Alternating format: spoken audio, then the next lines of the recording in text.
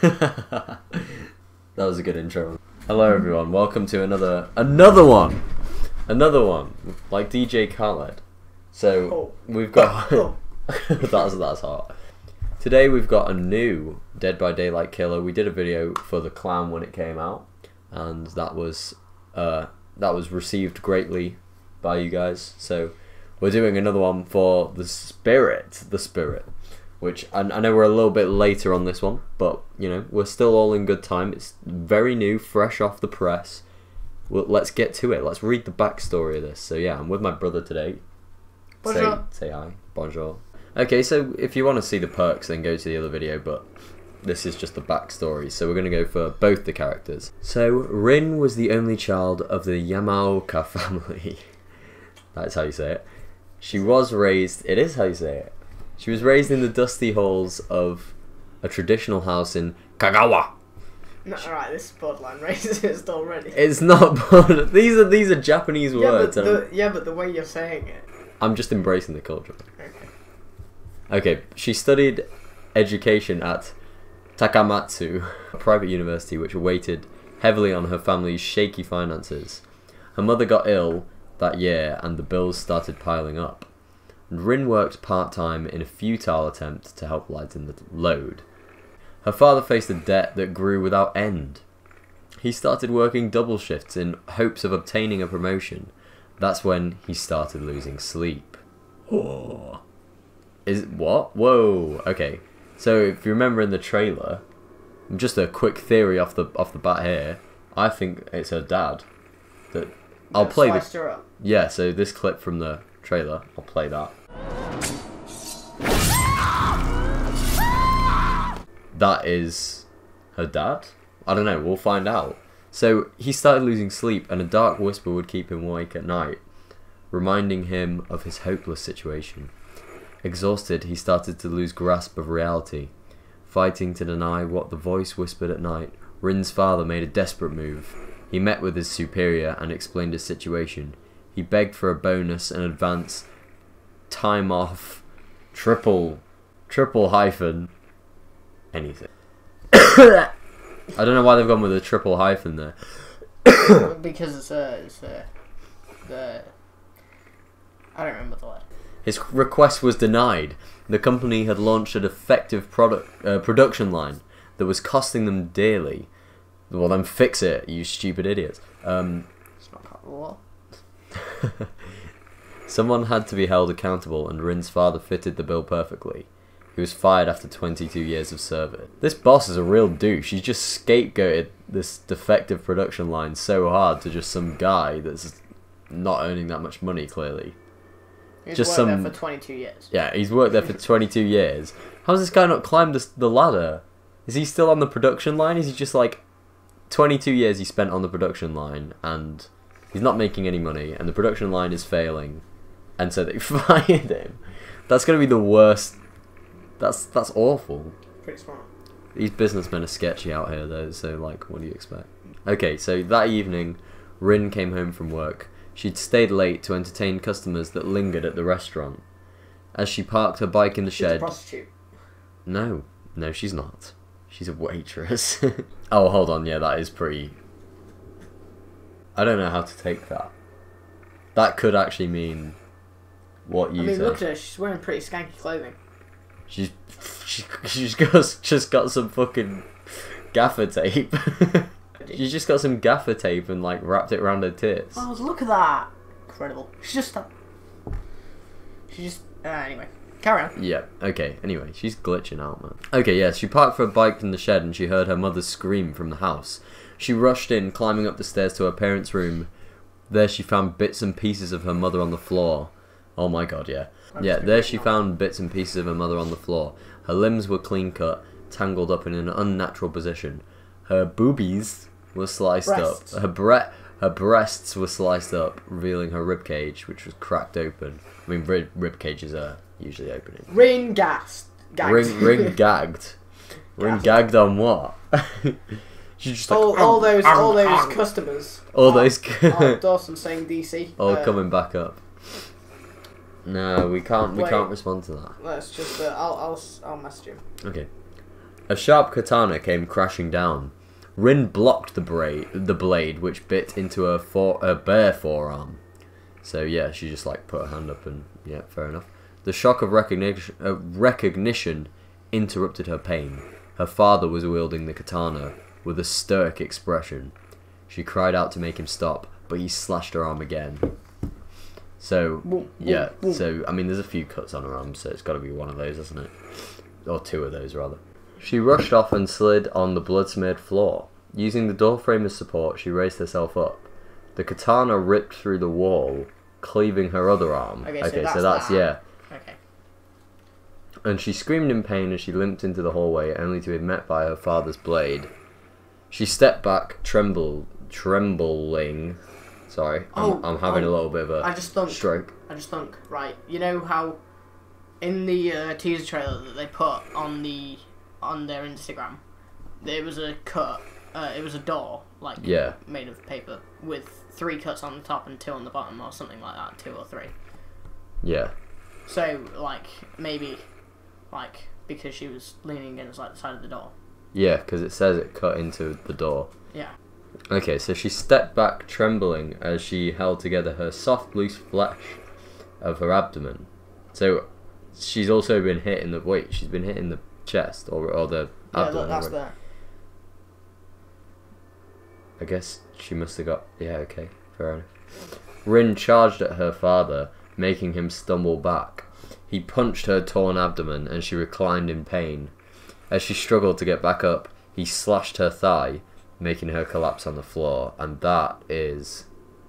that cut on her leg, yeah. She heard footsteps somewhere above her. No. As she crawled towards the stairs, she grabbed her hair and yanked her against...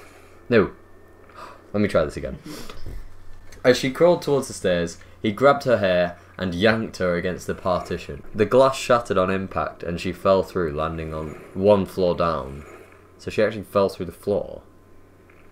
What? Is that right? Yeah. She heard footsteps somewhere above her. With effort, she moved, worming her way into a sea of broken glass. The shards gnawed at her, ripping her flesh. So that is also... Yeah, that's all the shards in her, like there, on her feet, on her knees. Going mad. He had to be stopped. He would not get away with what he'd done to her, with what he'd done to her mother. Coughing up blood, her chin grazed the glass, adding to the bleeding. A low-pitched heartbeat started to ring in her ears. Her body felt so heavy. Her body felt so healthy. She just looked very healthy, actually. She felt great. She's like, what is this new exercise routine my dad's showing me? Thank you, Papa. Thank you. No, Papa. What is it? Telling lies. No, Papa. Fuck you, bitch. Open your mouth. And when she opens her mouth, she intakes a bunch of glass. She just coughs up blood. Okay. We shouldn't be laughing. No, Jesus Christ. Okay. Her body felt so heavy, she could no longer move. The ground shook with her father's footsteps. She knew she was not going to make it, but she no longer cared. She would make him pay in this life or the next.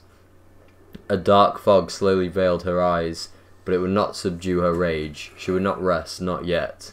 The darkness whispered, promising blood and revenge. An oath was made and Rin closed her eyes. And that is her backstory. Alright, now to Adam. Yeah, so pretty cool. Obviously based on like some Japanese folklore. Do you think it's as cool as the clown backstory? We were thinking it might be a Tiki Tiki. Or... No. People thought that it was a... I don't remember the name, but the slit mouth woman. But did you find it more interesting than the clown lore? I don't know. Not really. I think they're both cool stories. They're just completely different. Yeah. So okay. So people think it's based off Kuchisake. That's what people thought. Onna. That's what people thought before, like it was revealed. So obviously this person don't have a slit mouth. So yeah, but you know, isn't. Obviously it's based off of these weird Japanese traditional stories where like these girls or these spirits are like horrifically murdered or. Now to Adam. Oh yeah. This guy looks swag. No, honestly, what is this guy? Okay, this guy's Jamaican. I was gonna say because there's no way like Japanese. Okay, so let's read Adam's backstory here. The fine gentleman, wearing his wonderful trench coat like a flasher. Maybe he is. Maybe he's one of the people in the restaurant. Maybe he's the next killer, the flasher. I want that. Well, yeah, but when they unveil their trench coat, it's actually just a bunch of lights. It's not it's like the torch. Yeah, it's but like the flashlight. It's like the flashlight, but the killer has it. No. Adam's special power is he flashes, and then it's like a flashlight save. So if someone's on the on the shoulder, so then you flash. A bit like Claudette can self-heal.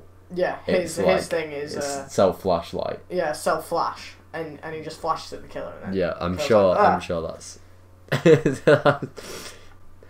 Just a bunch of torches under his trench coat. What's that?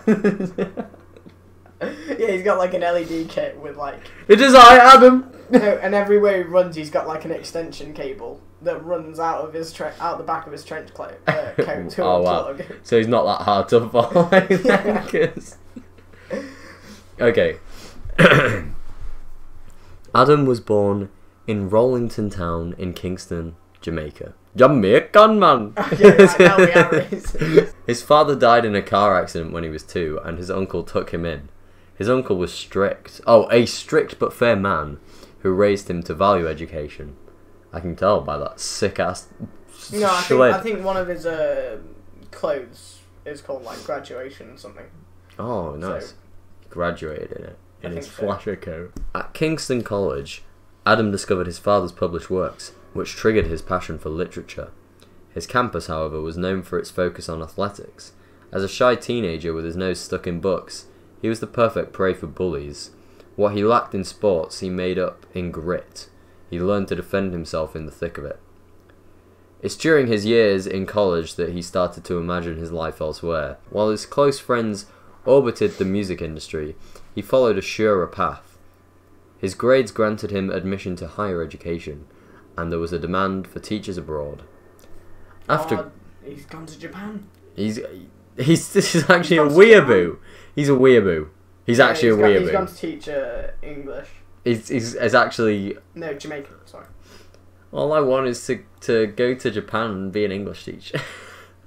Anyway, he's actually a weeaboo. Yeah, shut up. Alright, after graduating university, he taught extra classes to afford applying fees overseas. Ooh. He had a steady diet of long commutes, grading piles, nightly lesson plans, and early classes. After a year, he managed to apply for a position abroad. His first plane ride took him to southern Japan for a new start. Wow. Wowee. Fucking weeb. No, it wasn't. It was just the first choice that he got, so... Yeah. Okay. His life in Kagoshima was hectic. There was little time to do everything he took for granted back home. His Japanese was elementary at best, which slowed him down. Buying groceries took hours. Hours? Man, you just pick up the freaking thing you want and take it to him. Yeah, you don't even say it. You don't have to say anything. Also, I'm pretty sure like most Japanese people can speak fluent enough English. Yeah, but this guy's Jamaican. And as everyone knows, Jamaican is a whole different language. Yeah, hours to take groceries, that's a bit ridiculous. Long commutes had to be planned. Yeah. Really? Like any kind of long commute has to be planned, wow. Lesson plans relied on Japanese notions, which he had to learn. Yeah, that's fair enough. But after a few months, he found his rhythm. He reflected on it one morning while riding the train to work. He no longer had to study the kanji characters filling the map. He knew his way. His language skills had improved, he felt connected to the students, and he'd treat himself to luxurious restaurants on weekends. Restaurants. Oof. He's off. Restaurants. Yeah, I know. That's why I'm saying oof. Doubt it. He even had his first vacation planned. Within seconds, Adam's world was brought down to slow motion. Rails hissed, Bags came pouring down. Bags? Yes. Under his eye. Okay. And the floor trembled before the hit. Oh, okay. Adam crashed forward as the train flipped upside down. How do you flip a train upside down? Well, they were going over the loop, and then they stopped halfway. Oh, they did the loop-de-loop. Yeah, because, Japanese, all that fancy... All their fancy technology, with the bullet train doing loop-de-loops. Bags flying everywhere. And Adam took it on his daily shift to work. Always took the loop-de-loop train. He landed on a window pane as an unhinged door. Oh, God, God. He landed on a window pane as an unhinged door came flying at a passenger. He rolled... Thank God for that. I'm just so glad that it didn't hit him. Oh. Yeah, but fuck that other guy. Okay, he rolled over so that the door would hit him instead of the girl. He shut his... sake. Yeah. Come on, Adam. So he should have respected the woman. Yeah, she could have handled herself. He's clearly proving that he doesn't trust women's ability to... He braced for impact, but nothing happened. Wow. He squinted one eye open and he saw nothing but darkness. A heavy fog has taken over the train. Ice seemed to flow through his body, reaching his lips first, then the tips of his fingers before spreading to his legs. Lulled by the warm hum of a dark whisper, he closed his eyes, drifting. No one truly knows what happened to Adam Francis. I do. He stood here in the middle of the... Yeah, Jesus, come on, keep up. The school teachers imagined the worst when they watched the train derailment on the news and saw he was missing. Their fear seemed to be confirmed when Adam's bag was recovered from the crash site, but his body was never found. To this day, his uncle believes that Adam took off after the train crash, alive still, somewhere out there. Yeah, well, his uncle's stupid. His uncle's stupid. He's become a flasher. In Japan. He was always a flasher in Japan. He's become, instead of being a Japanese English teacher... Wait, so... he's a Japanese flasher. I'm not following. The restaurant just had nothing to do with anything. It was just that he went to a restaurant. Yeah, apparently so. And that was it. Well, an interesting law video. Yeah, well, that is it. Look at his face. Everyday Adam. He got that high top fade. That slit. He plays his slowly 80s. Whoa. Right, okay. I think this is where we cut off the video. Yeah, I think this is where we just end the video.